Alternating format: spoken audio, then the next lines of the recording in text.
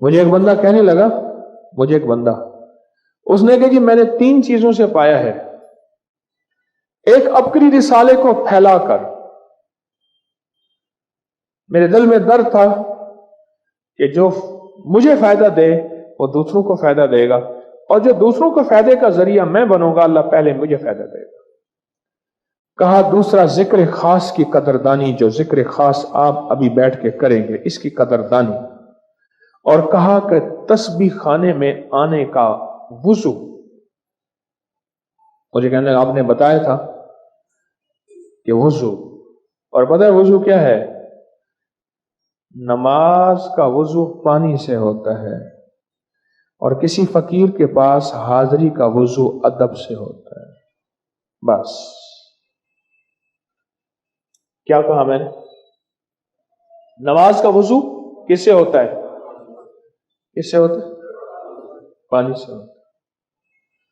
حضرت خواجہ حبیب اعظمی رحمت اللہ علیہ ساری زندگی پاؤں پھیلا کے نہیں بیٹھے، ٹیک لگا کے نہیں بیٹھے، پاؤں پھیلا کے نہیں بیٹھے، ٹیک لگا کے نہیں بیٹھے۔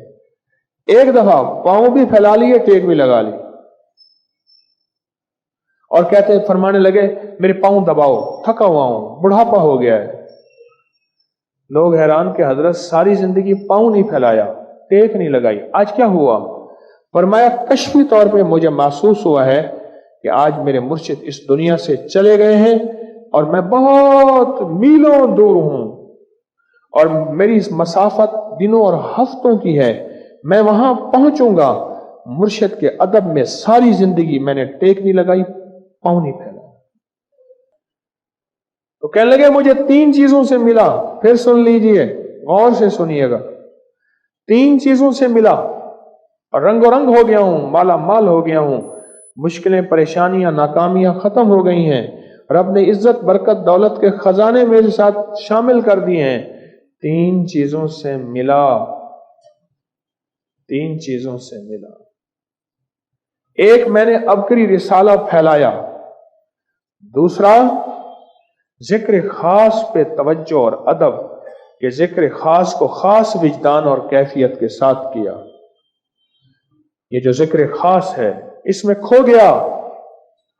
اور تیسرا، تسبیح خانے میں باوضو، اور وہ وضو پانی والا نہیں، وہ تو وضو ہونا ہے، نماز وضو کے بغیر نہیں، وہ وضو پانی والا نہیں، تسبیح خانے کا، جس طرح نماز کا وضو پانی سے ہوتا ہے، تسبیح خانے کا وضو ادب سے ہوتا ہے۔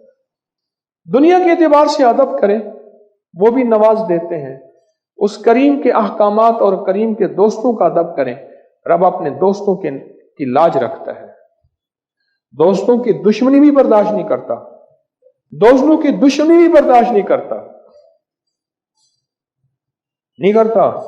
اور دوستوں کا ادب بھی جو کرنے والا ہوتا ہے اس کو خالی نہیں بھیجتا، کہتے لا لے جا۔ ادب وہ نعمت ہے، ادب وہ عنایت ہے، اور دنیا کا خوش قسمت انسان ہے جس کو ادب مل جائے، جس کو ادب مل جائے۔